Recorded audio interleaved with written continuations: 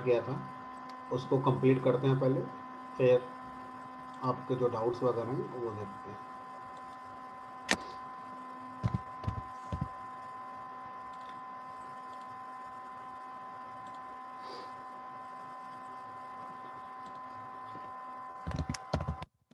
Import करते हैं आरई module. मान लीजिए मेरे पास कोई टेक्स्ट है इसमें A1 B C2 D E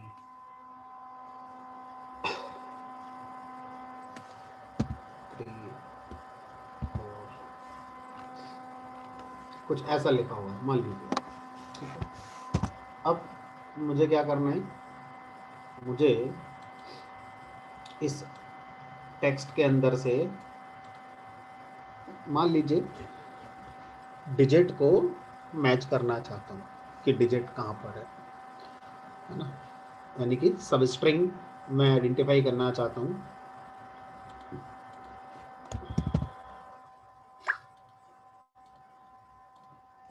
और इस स्ट्रिंग में वो सब स्ट्रिंग निकालिए जो सिंगल लेंथ की हो और वो सिंगल लेंथ पर डिजिट हो, यानी कि मुझे ये 1 2 3 4 ये मुझे यहाँ पर आइडेंटिफाई करना है, ठीक। कैसे करेंगे उसकी बात करते हैं। लिखेंगे आरई डॉट फाइंड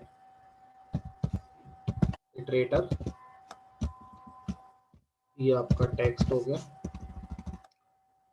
अब यहाँ पर आप चाहें तो ऐसा कर सकते हैं 0 to 9,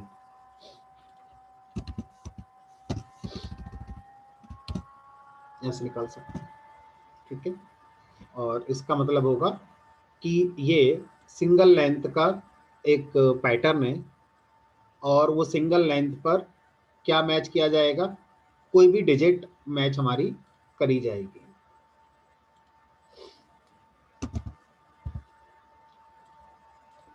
तो उसको रन कराएंगे, इटरेटर मिलेगा।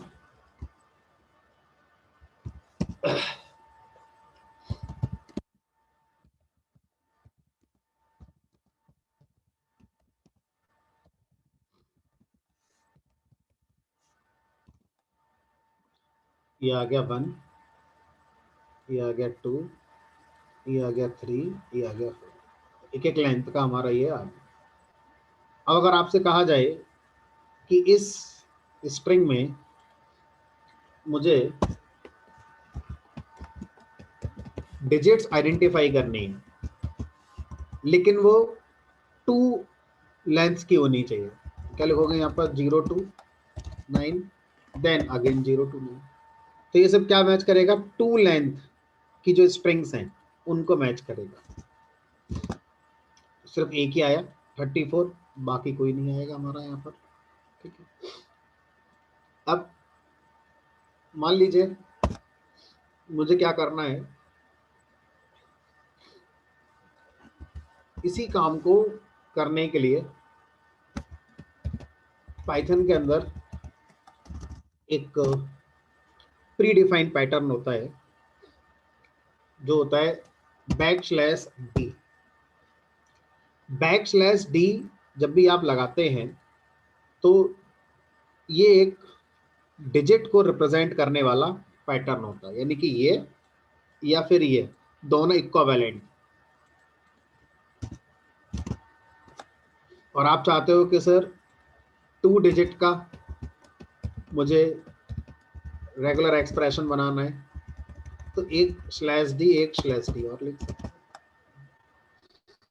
तो /d एक प्री डिफाइंड रेगुलर एक्सप्रेशन है जो हमारा डिजिट को मैच करने के लिए हम यूज कर सकते हैं डायरेक्ट। इसी तरह से मान लीजिए इस स्ट्रिंग में यहाँ कहीं स्पेस है, फॉर एग्जाम्पल एक यहाँ पर स्पेस है, ठीक है। अब मुझे ये पता करना है कि इस स्ट्रिंग में कितने स्पेसेस आए हुए हैं, मुझे स्पेस को ही मैच करना है। तो यहाँ पर मैं लिखूंगा \s, ये क्या करेगा, हमारा स्पेस को मैच करेगा, 2 स्पेस आएगी, ठीक।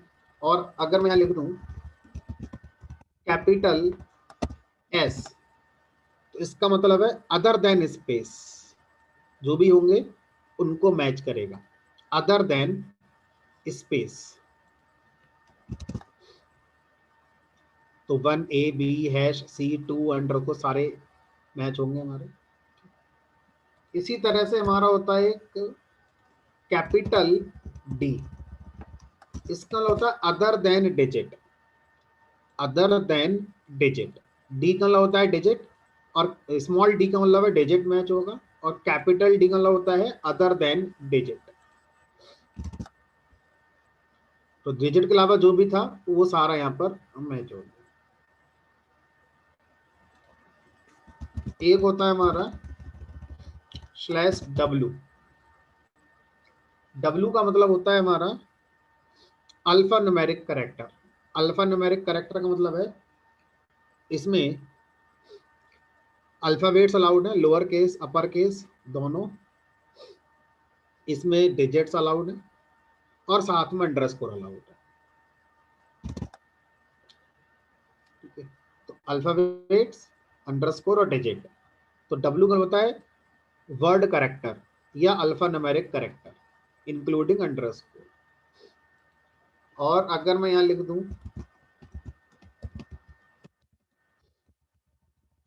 कैपिटल डब्ल्यू, इसका मतलब होता है other than word character, other than alpha numeric, मतलब जितने भी स्पेशल सिंबल बचे, स्पेस वगैरह बचे, वो सब मैच करेगा,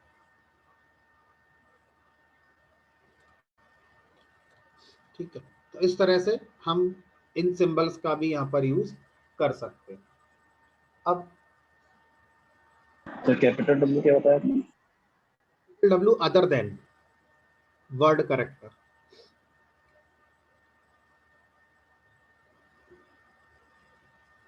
ठीक है।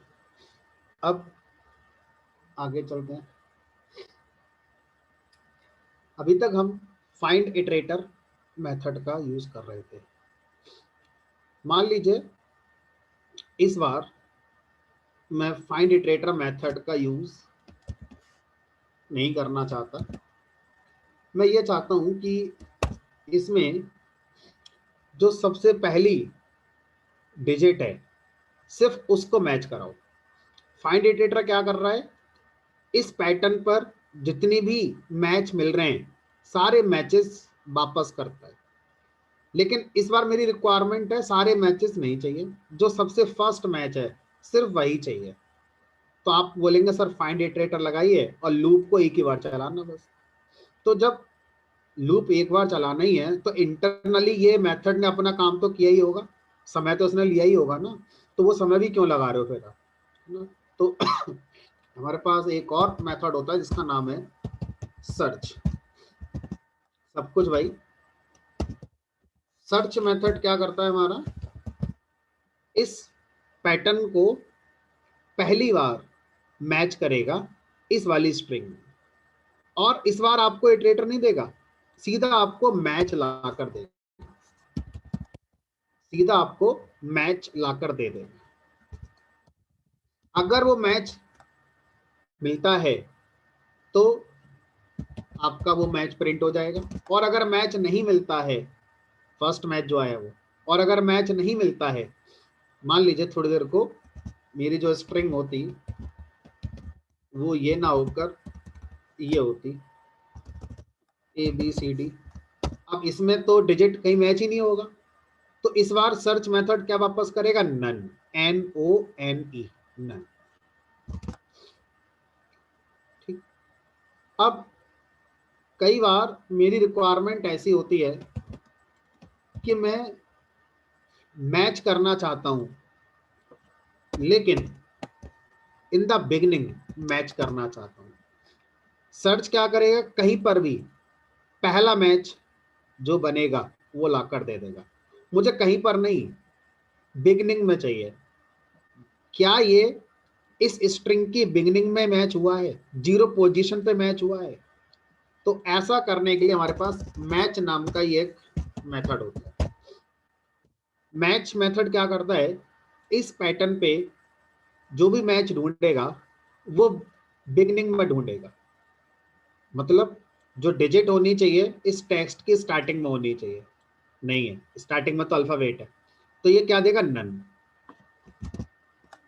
और अगर ये स्टार्टिंग में मैच मिल जाता है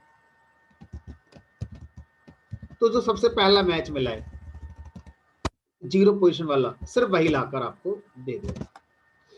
यहाँ आ गया आपका, ठीक है। तो इस तरह से क्या कर सकते हैं, हम मैच मेथड को भी देख सकते हैं।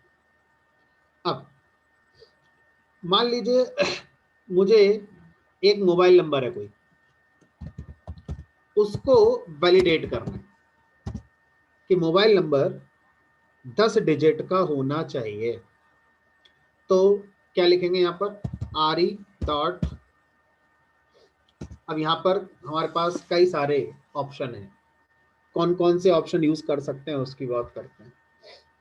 तो मान लीजिए मेरे पास मोबाइल नंबर स्ट्रिंग में है और मुझे चेक करना है कि ये 10 डिजिट का होना चाहिए।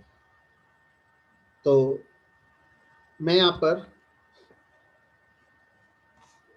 मैच फंक्शन का यूज करता हूँ और मैच फंक्शन में मैंने अपना रेगुलर एक्सप्रेशन लिखा 10 डिजिट का होना चाहिए।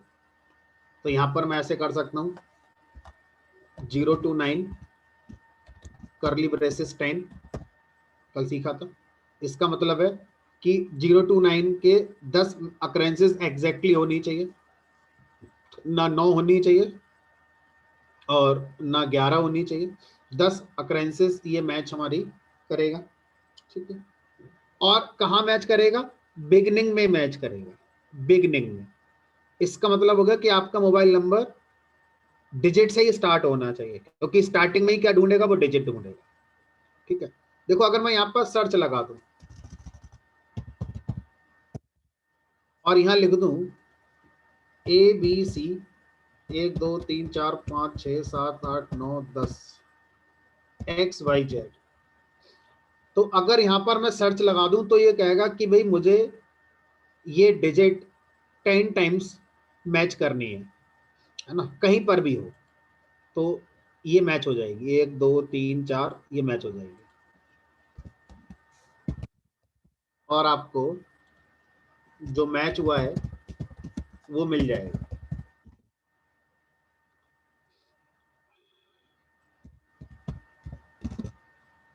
ये मैच हो गया, यही मिला, लेकिन शुरू तो ये डिजिट से नहीं हुआ, शुरू तो हमारा ABC से हुआ। तो अब मैं यहाँ पर जगह अगर मैच लगा दूं तो ये इसको शुरू में ढूंढेगा, तो शुरू में तो नहीं है तो क्या दे देगा, नन दे देगा। अब अगर ये नन आया है इसका मतलब मोबाइल नंबर सही नहीं है आपका ये। तो यूजर को इस बार ऐसे ना दिखाकर मैं इफ एल्स लगाकर दिखाता हूँ, if match equal to none, इसका मतलब है मैच नहीं हुआ, इसका मतलब आपका इनवैलिड मोबाइल नंबर। सर हाँ बोलिए। सर मैच जो है जो हमेशा स्टार्टिंग से सर्च करेगा, 0 इंडेक्स पे सर्च करेगा, बिल्कुल। तो सर 9 टाइम वो 0 इंडेक्स पे सर्च करेगा, नहीं 10 टाइम ये जो शुरू होना चाहिए ये हमारा 0 इंडेक्स से डिजिट होनी चाहिए। नहीं सर, 10 बार सर्च करेगा ना सर वो, तो 0 इंडेक्स को ही 10 बार सर्च करेगा वो, कि पूरा सर्च करेगा फिर आगे बढ़ता जाएगा। आगे बढ़ेगा, आगे बढ़ेगा, आगे बढ़ेगा। तो अब यहाँ पर मैं क्या कर रहा हूँ, शुरू से ही हटा रहा हूँ, मान लो हटा दिया मैंने।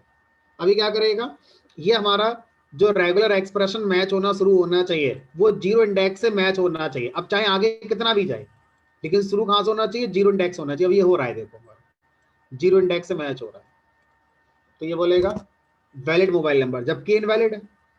क्यों, क्योंकि इसमें हमारा लास्ट में और क्या है, XYZ, ये भी तो नहीं होना चाहिए। तो अब ये जो मैच है वो ये कह रहा है कि मैं शुरू होने की गारंटी ले रहा हूं कि शुरू इसी मैच से होगा, लेकिन खत्म कहाँ होगा इस बात की कोई गारंटी नहीं है, खत्म वो कहीं भी हो सकता है। तो फिर क्या करा, एक और मेथड आया जिसका नाम है फुल मैच। फुल मैच क्या करता है, यहां पर जो भी लिखा है इसको फुल मैच करता है कि इसमें जो भी लिखा है शुरू से लेकर लास्ट तक वो इसके अकॉर्डिंग ही होना चाहिए, ना तो इससे ज्यादा होना चाहिए ना इससे कम होना चाहिए। तो अगर मैं यहाँ फुल मैच लगाऊंगा तो ये इसको इनवैलिड बोल देगा। अब अगर मैं जब तक सही मोबाइल नंबर नहीं लिखूंगा तब तक ये मेरा नहीं चलेगा। अगर मैं यहाँ पे लिख दूं मोबाइल नंबर, ऐसे हटा दूं, तो ये सही है, वैलिड है। लेकिन इसमें एक चैलेंज अभी भी है। क्या?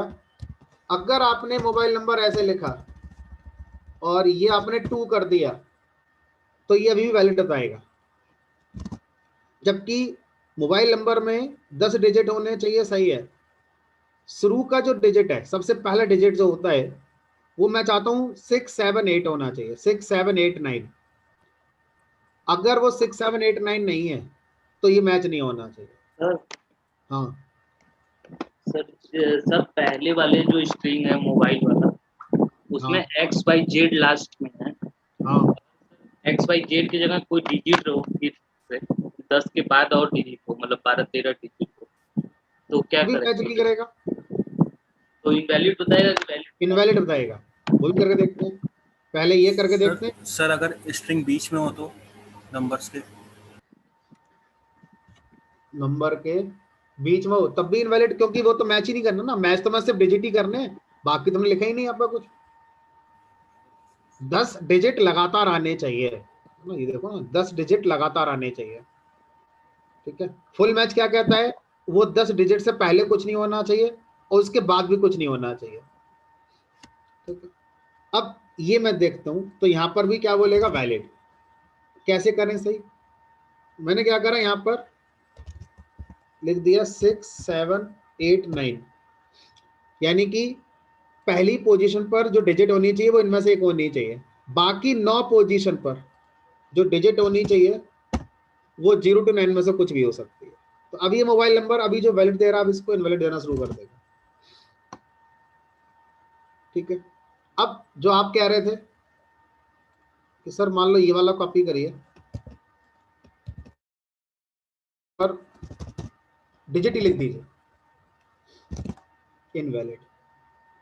यानी कि अब आपका जो ये रेगुलर एक्सप्रेशन है वो ये कह रहा है फुल मैच फंक्शन के साथ कि आप 10 डिजिट का ही नंबर लेकर आएंगे और उससे न कम ना ज्यादा, और वो सारे के सारे डिजिट होने चाहिए। एक काम करते हैं, इसको इस बार यूजर से इनपुट करा लेते हैं। ध्यान रखना है कि रेगुलर एक्सप्रेशन जिस पर अप्लाई होता है वो स्ट्रिंग होता है, इसको इंटीजर में कन्वर्ट नहीं करना है।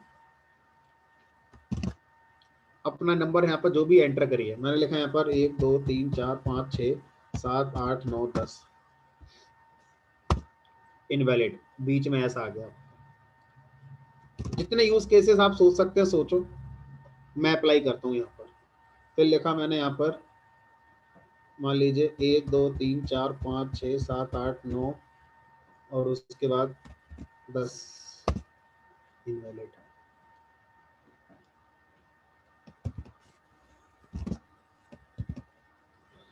उसके बाद एक ये दे दिया और एक स्पेस लगा दिया, इनवैलिड। शुरू कर दिया मैंने यहाँ पर इसको 5 से, इनवैलिड। बोलिए। सर ये फुल मैच वाली लाइन में कर्ली ब्रेसेस में जो आपने 9 लिख रखा है वहां पे फिर 10 होगा या फिर 9 होगा फिर? भाई टोटल 10 डिजिट चाहिए, तो जी सर।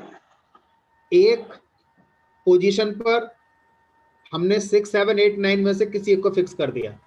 अब बाकी कितने बचे, 9 नंबर बचे, तो बाकी 9 पर इनमें से कोई भी हो सकता है। चलो, तो इस तरह से हम क्या कर पा रहे हैं, इस तरह से किसी भी मोबाइल नंबर को इस तरह से मैच कर पा रहे हैं। अब बात करते हैं किसी फाइल के साथ। अगर किसी फाइल के साथ इसको करना हो तो कैसे करेंगे।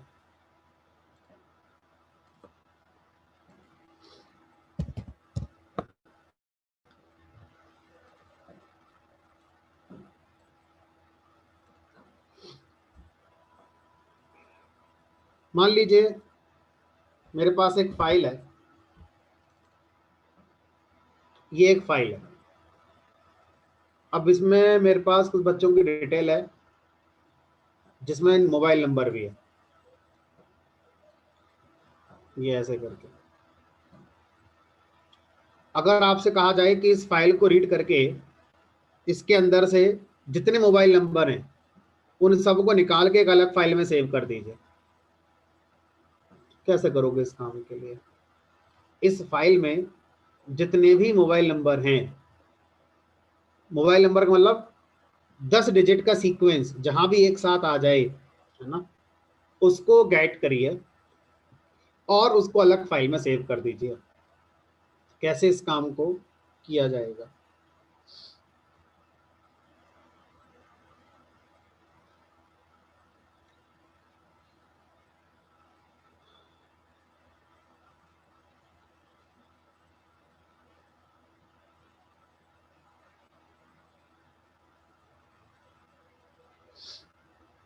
सर पहले रीड करवाएंगे, फिर मैच लगा के उससे हर एक ऑकरेंस को देख लेंगे, ठीक है सर? नहीं, इसमें मैच नहीं लगाएंगे इसमें इसमें सिंपल चैलेंज यू ये विल बी। आएगा कि आपका एक फॉर्मेट स्टैंडर्ड नहीं है। तो कहीं मोबाइल नंबर ऐसे लिखा हुआ है और कहीं मोबाइल नंबर MOB कॉलन के साथ लिखा हुआ है। तो जब तक फाइल में एक स्टैंडर्ड नहीं होगा तब तक आप इस काम को कर नहीं पाएंगे। एक स्टैंडर्ड होना जरूरी है, ठीक है? अगर स्टैंडर्ड नहीं होगा तो ये नहीं चल पाएगा। अब देखो यहाँ मोबाइल कॉलन है, यहाँ मोबाइल डॉट नंबर डॉट फिर हैश है।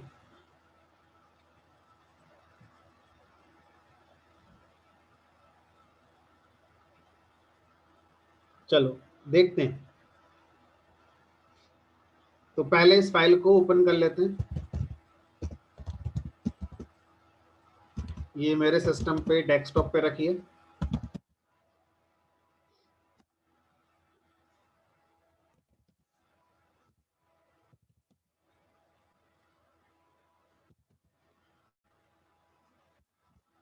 बाय डिफॉल्ट रीड मोड में आ जाएगी हमारी ये फाइल। अब इस फाइल से अगर मैं डेटा रीड कर लूं तो ये डेटा एज ए स्ट्रिंग मेरे पास आ गया, ठीक है? ये पूरा का पूरा डेटा एज ए स्ट्रिंग मेरे पास आ गया। अब इसको प्रिंट कराना है कराओ, नहीं कराना है मत कराओ। अब इसके अंदर से मुझे 10 डिजिट का सीक्वेंस ढूंढना है जो नंबरों का हो। उसके पहले उसके बाद क्या होगा उससे फर्क नहीं पड़ता। कैसे करेंगे इस काम के लिए? सर फोर लूप लगा के स्प्लिट से पहले इसको तो करेंगे। स्प्लिट में क्या करोगे? स्प्लिट सर में ये किस बेस पे स्प्लिट करोगे? फिर सर इसमें रेगुलर एक्सप्रेशन लगा देंगे 10 डिजिट का। स्प्लिट किस बेस पे लगाओगे ये पूछ रहा हूँ मैं। सर सब स्ट्रिंग बनाने के लिए। नहीं चलो बना देते हैं ना, जो आप सर वर्ड बेस कर देते हैं भाई। ये लो। सर स्प्लिट का फायदा नहीं होगा क्योंकि कहीं कहीं पे स्पेस और क्या कहते हैं अलग अलग वर्ड भी आए हुए हैं ये आ गया नंबर ये। के साथ। अब सर ये लूप ऐसा में। आ गया, ये ऐसा आ गया। तो देख लो देख लो देख लो देख लो। सर लूप में लगाओ सर एक कभी देख लेते 3। अब देखो यहाँ फंस गए आप। 3 ये है और चौथा ये है। यहाँ मोबाइल नंबर अलग आ गया, यहाँ अलग आ गया।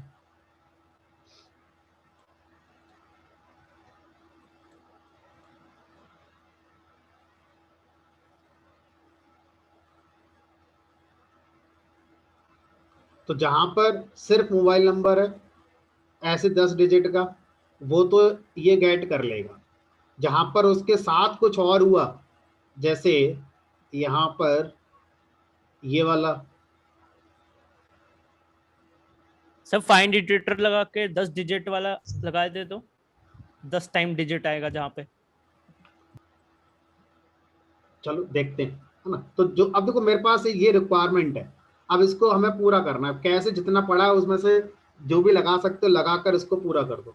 तो इसको स्प्लिट नहीं करें, फिर यहाँ पर सीधा RE डॉट फाइंड इटरेटर लगाते हैं और यहाँ पर अपना ये टेक्स्ट पास कर देते हैं और यहाँ पर अब रेगुलर एक्सप्रेशन लिखेंगे। अब रेगुलर एक्सप्रेशन वो होना चाहिए जो 10 डिजिट को ढूंढेगा। 10 डिजिट का मतलब हो गया 029 और नहीं, फिर तो यही लिखो ना भाई, मोबाइल नंबर तो यही सही होगा ना, बाकी तो इनवैलिड होंगे सारे। ये लिख देते हैं यहाँ पर। इससे क्या होगा, जितने भी मैच मिले होंगे सबका इटरेटर आ गया। उसके बाद यहाँ पर लूप लगाकर देखो, यहाँ भी एक नई चीज सीखने को मिलेगी, फॉर मैच इन ITR। पहले देखते हैं इतना यहाँ पर सही आ रहा नहीं आ रहा, फिर फाइल में लिखने वाला कोड लिखेंगे। ये आगे सारे मोबाइल नंबर एकदम परफेक्ट आ रहा है, सारे मोबाइल नंबर निकल कर हाथ में आ गए। अब होगा क्या, यहाँ पर जब मैं मैच प्रिंट कराता हूँ तो इसमें मैच अपने अंदर स्पैन भी दिखाता है और क्या मैच हुआ था वो भी दिखाता है। मैं पर्टिकुलर इंफॉर्मेशन को नहीं दिखा सकता। Answer is yes. कैसे दिखाओगे, अगर आप मैच को प्रिंट ना करके इस मैच के ऊपर डॉट ग्रुप मेथड कॉल करते हैं तो मैच फुल डिटेल मैच की प्रिंट ना करके सिर्फ वो जो मैच हुआ है वो ला कर देता है ग्रुप मेथड का यूज करके। और अगर आप ये पता करना चाहते हैं कि सिर्फ स्पैन क्या था तो आप यहां पर स्पैन मेथड कॉल कर सकते हैं, इससे सिर्फ स्पैन आ जाएगा। और आप पता करना चाहते हैं नहीं सिर्फ बताओ स्टार्ट कहां से हुआ था, स्टार्ट पोजीशन वो ये रही, एंड पोजीशन क्या थी वो इससे आ जाएगी। ठीक है, तो इस तरह से हम मैच के अंदर से इंडिपेंडेंट इंफॉर्मेशन भी गेट कर सकते हैं। तो मेरे काम की जो निकली वो अभी निकली मैच डॉट ग्रुप। इससे क्या होगा, वो मोबाइल नंबर निकल कर मेरे हाथ में आ जाएगा। अब इस मोबाइल नंबर को एक फाइल में राइट करना और वो फाइल ओपन कर लेते हैं। यहां पर मान लीजिए file2 equal to current directory में ओपन कर लेते हैं और इसका नाम कर दिया mob.txt। राइट मोड नहीं, अपेंड मोड, क्योंकि राइट मोड में करेंगे तो हर बार ओवर राइट हो जाएगा। और यहाँ लिख दिया file2 डॉट राइट और मॉब। लेकिन हम जानते हैं राइट जब भी राइट करेगा हमेशा अपेंड करता चला जाएगा। मैं चाहता हूं मेरी फाइल में न्यू लाइन पर लिखता चला जाए, तो साथ में न्यू लाइन को भी मैंने यहां पर लिख दिया। और जब ये लूप खत्म होगा इस फाइल को क्लोज कर देते हैं और जो ऊपर फाइल थी उसको भी क्लोज कर देते हैं और एक मैसेज प्रिंट करा देते हैं मोबाइल नंबर एक्सट्रैक्ट। हो गया इतना फास्ट। देखते हैं करंट डायरेक्टरी में एक फाइल बनी, ये mob.txt। सबके मोबाइल नंबर आ गए। अब सोचो डेटा एनालिटिक्स या डेटा साइंस वालों को ये कितना मीनिंगफुल कोड हो गया। ठीक है, जब आप किसी वेबसाइट को स्क्रैप करेंगे तो उस वेबसाइट स्क्रैपिंग में रेगुलर एक्सप्रेशन काफी इंपॉर्टेंट रोल प्ले करेगा। ठीक है, चलो तो इस तरह से ये हमारा रेगुलर एक्सप्रेशन वाला जो कॉन्सेप्ट है ये पूरा हो जाता है। लेकिन एक छोटा सा पॉइंट मैं आपको इसमें पहले और बता दूं, वो क्या है, कल आपने बताया था डॉट का मतलब एनी कैरेक्टर होता है। मान लीजिए मेरा जो टेक्स्ट है वो है abc.txt। अब मुझसे कहा गया कि भाई डॉट को मैच करो। डॉट पहली बार कहां पर आया है, कहीं भी आया हो, मैच करो।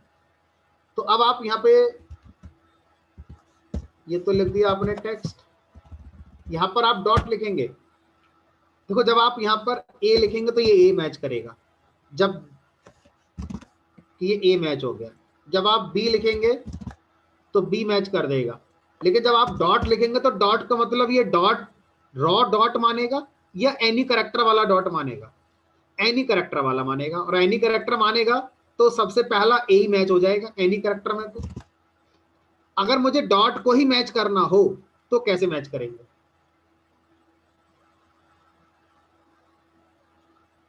यानी कि जितने भी मैंने आपको सिंबल पढ़ाए हैं, अगर मुझे वो सिंबल ही मैच करना हो तो कैसे मैच करेंगे, क्योंकि हर सिंबल का एक मीनिंग है।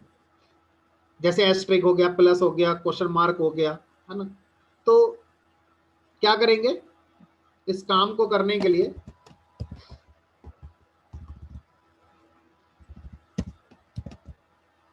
स्लैश बैक स्लैश के साथ लिखेंगे। तो जब हम बैक स्लैश के साथ लिखते हैं तो याद करो जब मैंने आपको पढ़ाया था स्टार्टिंग में कि बैक स्लैश क्या करता है, हमारा जितने भी स्पेशल मीनिंग होता है वो खत्म कर देता है ना, एस्केप करेक्टर के साथ।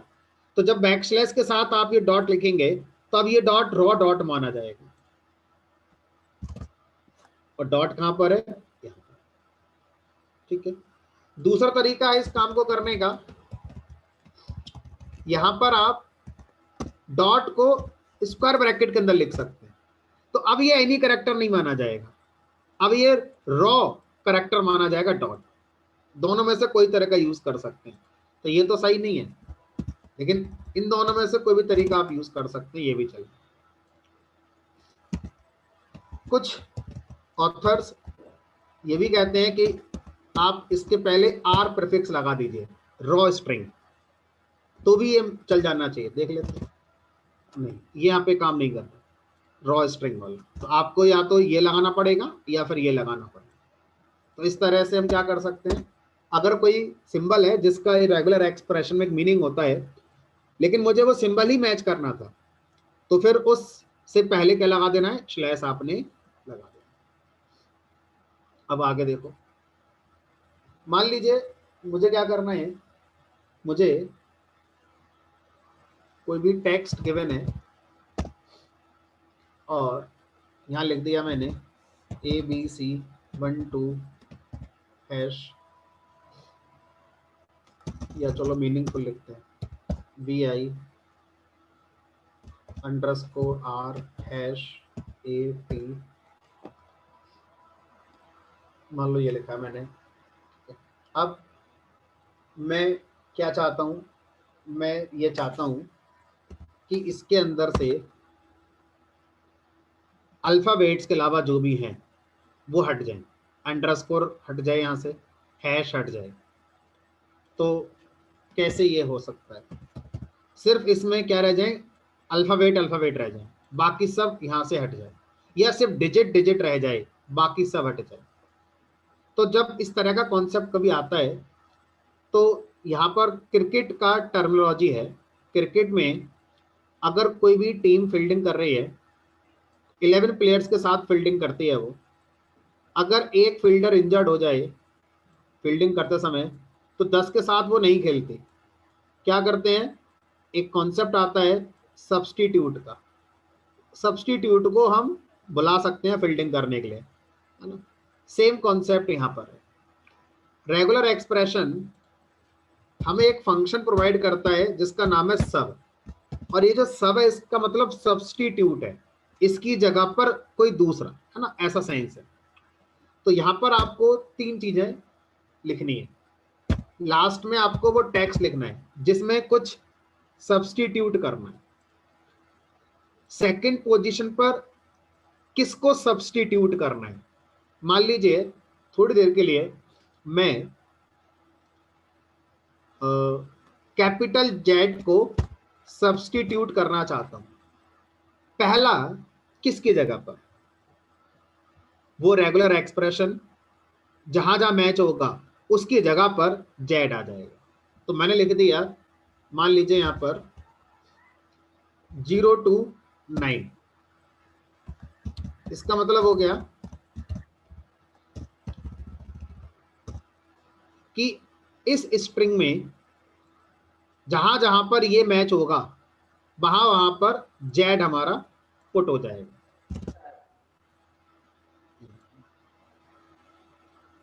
मैं चाहता हूं कि जहां जहां पर डिजिट आई है वहां पर जेड ही क्यों पुट कर रहे हो, एम्प्टी स्ट्रिंग पुट कर देते हैं। अब एम्प्टी स्ट्रिंग पुट करोगे तो देखने वाले को लगेगा कि वो क्लीन हो गया, वो डिलीट हो गया, जबकि वो डिलीट नहीं हुआ है। उन तीनों की जगह पर क्या आ गया, एम्प्टी स्ट्रिंग आ गई, देखने वालों को ऐसा लग रहा है। तो मैंने कहा ये डिजिट की जगह भी कर दो और सिंबल की जगह भी। तो यहां पर हमने कहा भाई अल्फाबेट A to Z और कैपिटल A to Z, इसकी जगह पर एम्प्टी स्ट्रिंग कर दो। अब हम चाहते हैं इसके अलावा कोई भी कैरेक्टर आए उसको रिप्लेस कर दो, सब्स्टिट्यूट कर दो एम्प्टी स्ट्रिंग से। तो स्क्वायर ब्रैकेट के अंदर अगर आपको एक्सेप्ट कंडीशन चाहिए अदर देन, तो आप कैप सिंबल का यूज करते हैं 6 नंबर की शिफ्ट के साथ। इसका मतलब हो गया अदर देन दीज कैरेक्टर्स की जगह क्या आ जाएगा, एम्प्टी स्ट्रिंग आ जाएगी। तो इस तरह से हम क्या कर सकते हैं, सब्स्टिट्यूट फंक्शन में हम किसी पैटर्न पे मैच होने वाली जितनी भी सब स्ट्रिंग्स हैं उनकी जगह पर आप पर्टिकुलर अपनी स्ट्रिंग को रख सकते हैं। और अगर आप चाहते हैं कि वो क्लीनिंग जैसा दिखाई दे सामने वाले को, तो जो सब्स्टिट्यूट हो रहा है वो एम्प्टी स्ट्रिंग कर दीजिए, तो सामने वाले को लगेगा कि भाई हमारा क्लीन होने वाला काम हो रहा है। ठीक, अब जिस तरह से ये मेरे पास सब्स्टिट्यूट हमारा होता है, इसी तरह से एक होता है हमारा सब एन। दोनों में बस एक डिफरेंस है। ये क्या करता है, इस स्ट्रिंग में इसके अकॉर्डिंग इसको सब्स्टिट्यूट करके जो रिजल्टेंट स्ट्रिंग है वापस कर रहा है। ये क्या करेगा, रिजल्टेंट स्ट्रिंग भी वापस करेगा और साथ ही साथ ये भी बताएगा कितने रिप्लेसमेंट हुए, कितने सब्स्टिट्यूट हुए, नंबर ऑफ सब्स्टिट्यूट। एन का मतलब नंबर ऑफ सब्स्टिट्यूट 6। यानी कि इसने हमें जो रिजल्ट दिया वो एक टपल में रख कर दिया होगा, जिसमें 0 इंडेक्स पर हमारा रिजल्ट स्ट्रिंग है और फर्स्ट इंडेक्स पर कितने सब्स्टिट्यूशन हुए हैं वो यहाँ पर हमें दिया जा रहा है। ठीक है, चलिए, तो ये हमारा रेगुलर एक्सप्रेशन वाला जो कॉन्सेप्ट है ये हमारा इस तरह से पूरा हो जाता है। इसके नोट्स मैं आपको शेयर कर दूंगा, क्योंकि बहुत सारी बातें हैं याद करने को, बहुत सारे सिंबल हो गए, मुझे ध्यान नहीं है कल मैंने किया था नहीं किया था, तो आज मैं कर दूंगा अगर नहीं भी किया होगा तो। जितना भी है सारा मैंने लिख दिया है, जितने फंक्शन है, हर फंक्शन से क्या होता है, कौन क्या कर रहा है, सर्च क्या करता है, हर करेक्टर का मीनिंग क्या होता है, ये सारा यहाँ पर मैंने लिखा हुआ है। ठीक है, मैं आपको शेयर कर दूँगा। अब रेगुलर एक्सप्रेशन टॉपिक के बाद जो नेक्स्ट टॉपिक है वो हम नेक्स्ट क्लास में कंप्लीट करेंगे। आप लोगों के क्या डाउट्स हैं एक एक करके आप मुझे बताइए। अभी तो नेक्स्ट टॉपिक क्या है? अभी करते हैं, और जो अभी नहीं हो पाएंगे तो फिर किसी और दिन देखेंगे, एक एक करके बताएंगे। हाँ जी, तो पाइथन में नेक्स्ट टॉपिक क्या होगा? नेक्स्ट टॉपिक ऊप्स कॉन्सेप्ट होगा। सर एक बार ये लास्ट वाला एक बार समझा देंगे फिर से, सब एन वाला। सब एन क्या करता है, जो सब वाला काम करता है वो तो करेगा ही करेगा, साथ ही साथ ये भी बताएगा कि जो सब्स्टिट्यूशन हुआ है वो कितनी बार हुआ है। जैसे यहाँ पर अंडरस्कोर की जगह पर एम्प्टी स्ट्रिंग आया एक बार, यहाँ आया 2 3 4 5 6 जगह पर हमने क्या करा है, सब्स्टिट्यूट किया है। तो जो एन है वो हमें ये इंफॉर्मेशन भी देगा कि कितनी बार ये हुआ था, और जो सब है वो हमें सिर्फ रिजल्टेंट स्ट्रिंग दे देगा सब्स्टिट्यूट करके, ये नहीं बताएगा कि कितनी बार ये हुआ था। बस इतना डिफरेंस। हाँ जी, बताइए सर कंप्रेशन बता दीजिएगा। कंप्रेशन कहाँ है? वो स्टेटमेंट कंप्रेशन, पाइथन में कंप्रेशन जो था पहले शॉर्ट करने के लिए। कॉम्प्रीहेंशन। तो कॉम्प्रीहेंशन हमारा क्या करता है, लिस्ट को क्रिएट करना, सेट को क्रिएट करना या डिक्शनरी को क्रिएट करने का एक शॉर्ट वे होता है। तो मान लीजिए एक लिस्ट के साथ समझते हैं, तो जो सिंटैक्स है वो ये है कि आप यहाँ पर एक एक्सप्रेशन लिखते हैं और यहाँ पर आप अपना एक लूप लिखते हैं। मान लीजिए मैंने लूप लिखा फॉर आई इन रेंज 3। अब लूप के बाद इंडेंटेड ब्लॉक नहीं बनाना है, जब कॉम्प्रीहेंशन में फॉर लूप लिखते हैं तो इंडेंटेड ब्लॉक नहीं बनाएंगे। अब ये लूप इस रेंज फंक्शन के अकॉर्डिंग 3 बार चलेगा, 0 के लिए, 1 के लिए, 2 के लिए। पहली बार जब लूप 0 के लिए चल रहा होगा, उसके बाद एक्सप्रेशन को एग्जीक्यूट कराएगा। अब इस एक्सप्रेशन में आप चाहो तो इस वेरिएबल का यूज कर सकते हो और आप चाहो तो ना करो। तो मैंने कर दिया i मल्टीप्लाई i। तो पहली बार i की वैल्यू 0 है, तो इस एक्सप्रेशन का रिजल्ट आएगा 0 मल्टीप्लाई बाई 0।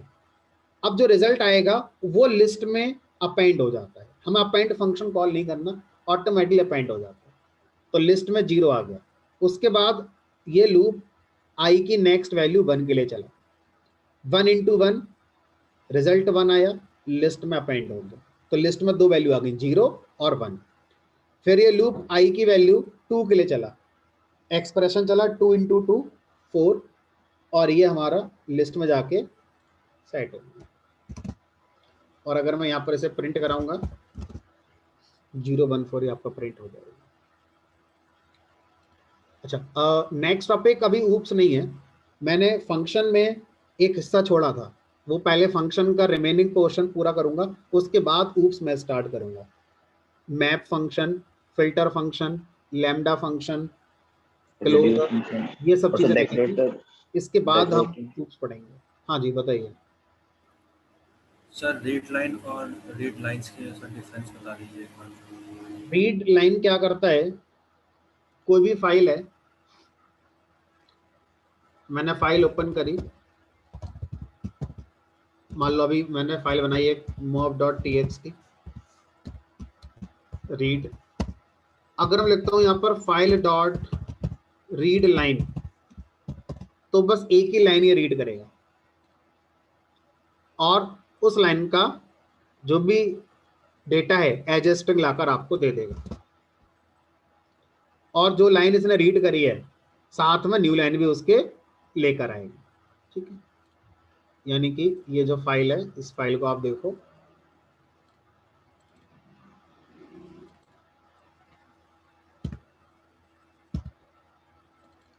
तो इसने क्या पढ़ा, ये लाइन पढ़ी, और जो न्यू लाइन है ये यहां से यहां तक आने वाली, वो न्यू लाइन ही पढ़ेगी। तो ये आपका आउटपुट ये देखा।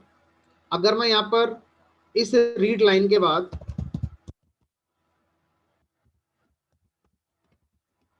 फिर से रीड लाइन करता हूं, तो अब जो रीड लाइन हमारा आएगा वो नेक्स्ट लाइन आएगा, जो पढ़ चुके हैं उसके आगे वाली आएगी। रीड लाइंस का काम होता है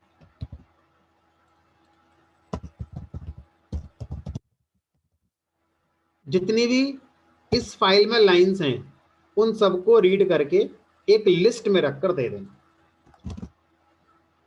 एक लिस्ट आएगी, उस लिस्ट में जितनी भी लाइन थी उनका सारा डेटा आ जाएगा। और ये दोनों ही मेथड न्यू लाइन कैरेक्टर को भी रीड करते हैं साथ में।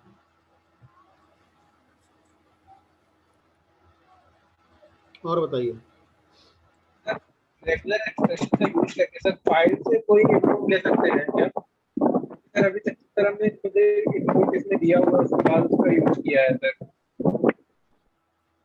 क्या चाहते हैं आप? तो सर फाइल का पाथ देख के वहां से इनपुट लेना चाहते हैं यार अब कहाँ थे आप? सर। मैं कर रहा था, हो नहीं पा रहा था सर। ये क्या है? ये जो कोड, इतना बड़ा कोड लिखा था, सबसे अच्छा कोड लिखा था, वो ऐसे ही तो करा था यार। एक फाइल से ही हमने डेटा रीड करा था। सर ये नहीं कह रहा सर, जो लास्ट में जो डॉट टीएक्सटी यूज कर रहा था, मतलब वो बात मुझे नहीं पता है कि टीएक्सटी क्या है सर, ये नहीं पता है मुझे। फिर उसको कैसे करेंगे?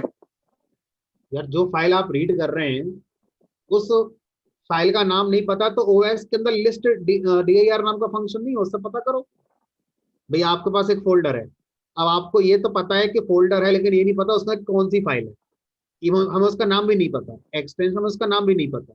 तो ओएस मॉड्यूल में os डॉट लिस्ट dir, जिससे क्या पता चलेगा किसी भी फोल्डर में कितनी फाइलें हैं, उन सबके नाम आ जाएंगे आपके पास, उससे आप पता कर सकते हैं।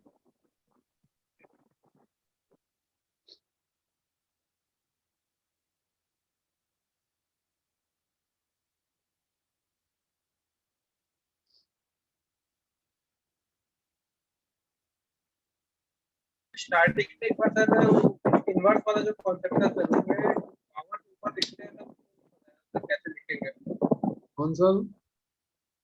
सर? जैसे 2 के पावर 4 को एज प्रिंट कराना है तो कैसे प्रिंट कराएंगे सर?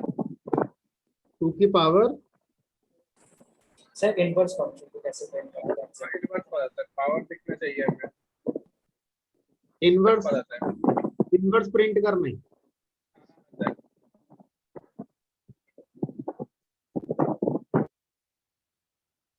तो अगर कोई नंबर x है तो इसका जो इनवर्स होगा वो होगा 1/5। अगर मैं यहाँ पे लिखूंगा 1/x तो इसको डिवाइड कर देगा। मुझे यहाँ पर 0.2 ना दिखाकर मुझे 1/5 ऐसे आउटपुट में दिखाना है। ठीक है, तो स्ट्रिंग फॉर्मेटिंग से इस काम को किया जाएगा। तो स्ट्रिंग फॉर्मेटिंग से इस काम को कैसे करेंगे वो देखिए। तो यहाँ पर हमने लिखा पहले तो जो है एज इट इज लिख दिया, डिवाइड एज इट इज कर दिया। अब यहाँ पर अगर मैं x लिखूंगा तो x as it is print हो जाएगा। मुझे चाहिए 5 तो मैंने इसको बना दिया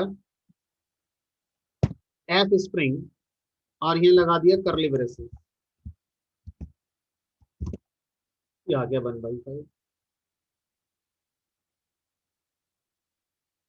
इस तरह से हम क्या कर सकते हैं, इनवर्स को प्रोग्राम में इस तरह से फॉर्मेट स्ट्रिंग का यूज करके प्रिंट कर सकते हैं।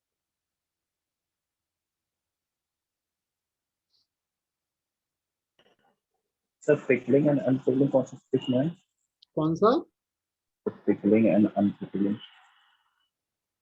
पिकलिंग और अनपिकलिंग का मतलब होता है आपके पास, अभी ये टॉपिक हमने नहीं पढ़ा है बट फिर भी मेरे पास कोई भी एक ऑब्जेक्ट है और ये एक प्रोग्राम है कोई P1।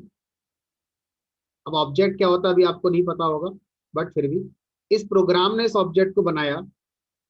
अब यही प्रोग्राम या कोई दूसरा प्रोग्राम इस ऑब्जेक्ट को यूज करना चाह रहा है तो कैसे करेगा? तो P1 प्रोग्राम इस ऑब्जेक्ट को क्या करेगा, बाइट्स में कन्वर्ट करेगा और एक फाइल में सेव कर देगा। किसी भी ऑब्जेक्ट को बाइट्स में कन्वर्ट करके फाइल में सेव करना पिकलिंग कहलाता है। अनपिकलिंग क्या करता है, फाइल में जो बाइट्स रखे हुए हैं उनसे रिकंस्ट्रक्ट करना ऑब्जेक्ट के लिए और किसी प्रोग्राम को दे देना यूज करने के लिए, ये अनपिकलिंग कहलाता है। तो अभी ऑब्जेक्ट ओरिएंटेड प्रोग्रामिंग पढ़ लेते हैं एक बार उसको, उसके बाद फिर इसको और डिस्कस कर लेते हैं। तो फिलहाल pickling is similar to serialisation in Java and unpickling is similar to deserialisation in जावा।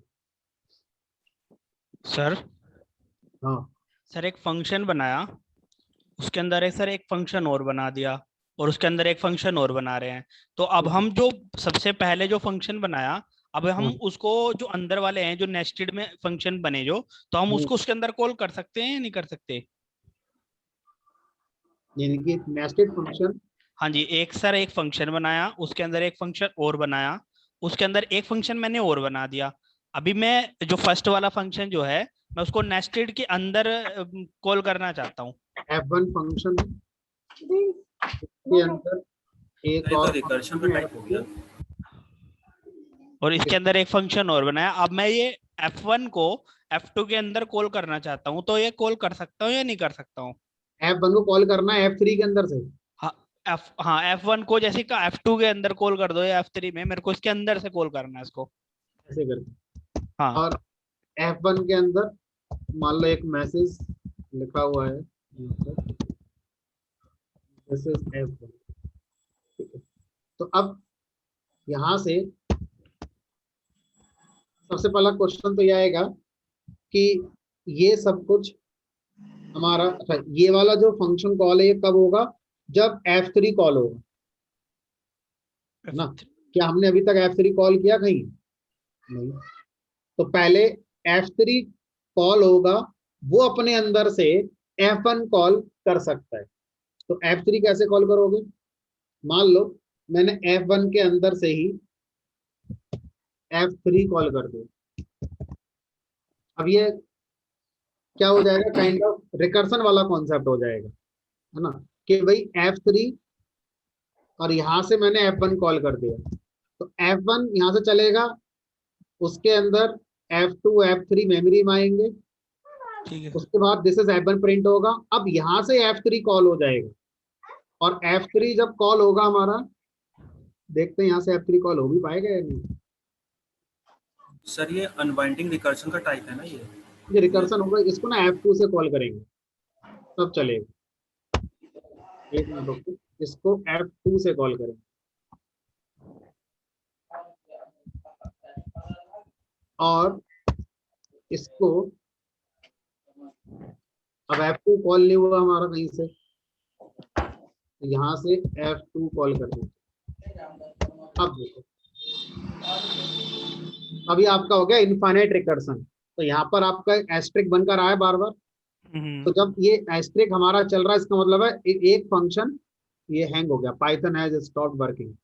यानी कि कोई भी ऐसा केस जहां से हमने एक फंक्शन को कॉल किया और जहां से हम कॉल कर रहे हैं वहां पर रिकर्सन क्रिएट हो गया, तो ये फिर आपका इनवैलिड आउटपुट क्या है, ये काइंड ऑफ इनफाइनाइट एग्जीक्यूशन में चला जाएगा, और एक टाइम पर आपके कोड आपका हैंग सा हो जाएगा। यही हो रहा था सर। हाँ यही होगा। ठीक, okay, thank you sir. Sir आप डेकोरेटर्स कब पढ़ाओगे? डेकोरेटर अभी मंडे से, मतलब हमारा जो रिमेनिंग टॉपिक है जो रह गए हैं उसमें डेकोरेटर भी है, क्योंकि रूप्स पढ़ाएंगे तो उसमें डेकोरेटर का यूज करा जाएगा। सर उसमें working with zip and working with directory भी होगा ना? Working with zip, working with directory. जी सर। डायरेक्टरी के साथ तो यूज करना मैंने आपको ओएस मॉड्यूल में सिखाई दिया। डायरेक्टरी क्रिएट करना, डायरेक्टरी डिलीट करना, डायरेक्टरी के अंदर फाइलों को गेट करना, कट पेस्ट कॉपी पेस्ट, सारी चीजें हमने ओएस मॉड्यूल में करी थी। और sir CSV file handling with CSV file, CSV तो सब पढ़ेंगे ना, डेटा साइंस में आएगा। अभी आपका जो पांडास मॉड्यूल आएगा, सीएसवी फाइल को दो तरह से आप हैंडल कर सकते हैं। एक अलग से सीएसवी नाम का मॉड्यूल भी है, वहां से भी हैंडल कर सकते हैं, और दूसरा है पांडास के थ्रू। तो मैं पांडास में कवर कराता हूँ, तो पांडास में हमें अल्टीमेटली पढ़ना पड़ेगा ही, तो इसलिए मैं यहाँ पर ना पढ़ाकर पांडास में आपको एक्सेल फाइल सीएसवी फाइल दोनों पढ़ाऊंगा।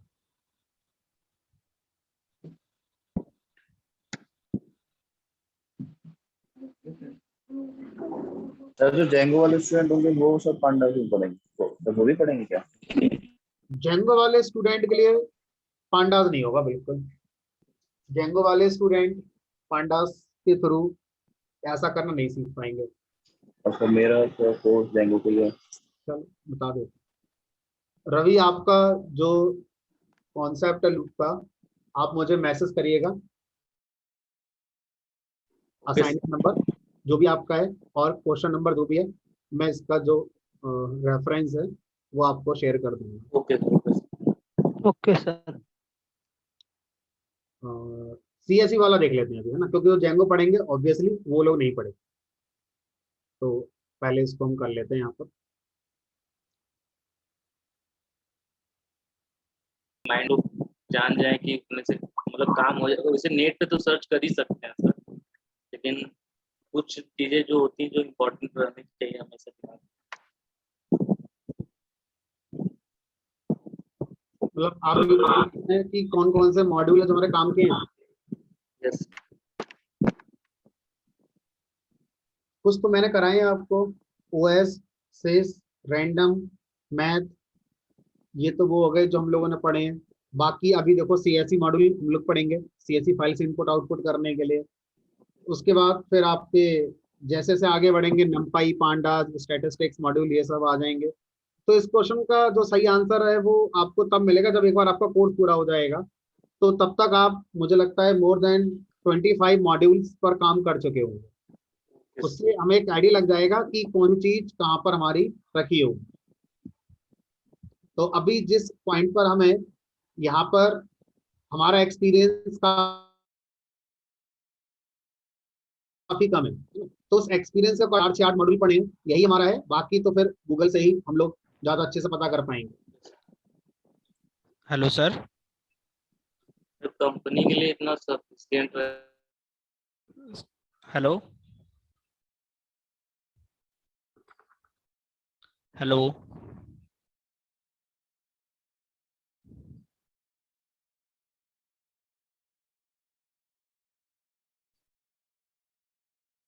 हेलो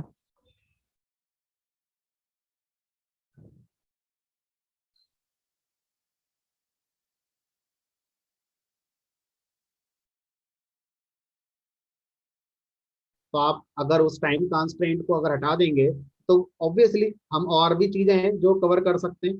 पाइथन के अंदर बहुत सारी चीजें जो कवर करी जा सकती सर कितना परसेंट कोर्स कंप्लीट हो गया? हेलो हैं। सर। अभी तक आपका 70% कोर्स पूरा हो गया। पाइथन पाइथन जो हमारा करिकुलम पाइथन का है, इस पाइथन करिकुलम का 70% कोर्स पूरा है। सर अभी बचता क्या क्या है? कितने दिन लगेंगे अभी?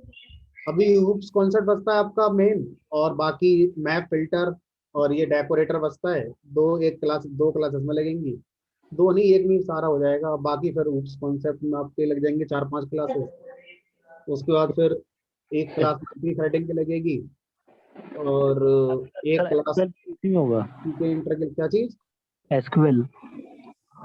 एसक्यूएल। हाँ इसी के अंदर आएगा। तो ये प्रोजेक्ट बनेगा आपका, बिना एसक्यूएल प्रोजेक्ट कैसे बनेगा? एसक्यूएल और डेटाबेस कनेक्टिविटी इसी में आएगा, दोनों चीजें। अच्छा, जीयूआई प्रोग्रामिंग भी आप ही कराओगे? हाँ जो पीके इंटर है वही पढ़ेंगे। ठीक। सर फिर जो मंडे से क्लास हेलो होगी सर। उसको लेने में कोई दिक्कत आएगी सर, अगर अभी से सर कर मेरा लेते हैं क्वेश्चन क्लास? है। हेलो क्या कह रहे हैं? हाँ हाँ हेलो सर। बोलिए। सर एक जो आपने वो कॉम्प्रिहेंशन दिखाया था ना सर, वो एक दिखाना सर, उसको डिक्शनरी पे हाँ बनाना है सर। क्या जगह बनाना है? डिक्शनरी के साथ सर, वो आप ऊपर कर लो, अभी उसी में आ जाएगा सर वो। ये तो यहाँ पर जो हाँ हम जी ये सर। एक्सप्रेशन लिखते हैं तो दो एक्सप्रेशन हो जाते हैं। सर इसको एक डिक्शनरी के साथ, एक्सप्रेशन, इसको डिक्शनरी के साथ लिखना सर। ये करली ब्रेसेस यहाँ पर आ जाएगी, अभी ये करली ब्रेसेस के बाद सर 10 कोलोन। और यहाँ पर एक कॉलन लगा दीजिए ऐसे करके। तो सर ये आई जो आई लिखा आपने कोलोन से पहले, इसको 10 लिखना सर। ये लो। अभी ये कैसे वर्क कर रहा है, मैंने आपसे ये व्हाट्सएप पे भी पूछा था तो सर मेरे को समझ नहीं आया, इसको बता तो दो यहाँ सर पर आप। ये देखो ना, जब आप डिक्शनरी का कॉन्सेप्ट पढ़ते हैं तो क्या डिक्शनरी में एक की कई बार आ सकती है? नहीं सर। नहीं। अब यहाँ पर जब ये डिक्शनरी बनेगी तो यहाँ पर जब पहली बार लूप चलेगा तो आई की वैल्यू 0, की हो गई 10, जी वैल्यू हो गई 0 × 0, ठीक 10 है सर। 0। अगली बार लूप चला, अगली बार भी की क्या रहेगी? सर 10। अब 10 तो की पहले से है और उसकी वैल्यू क्या है? 0।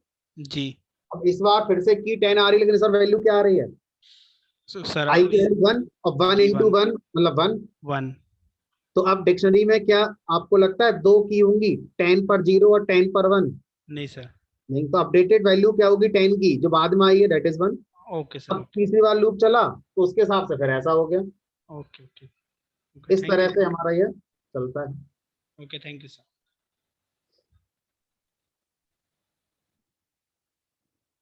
चलिए।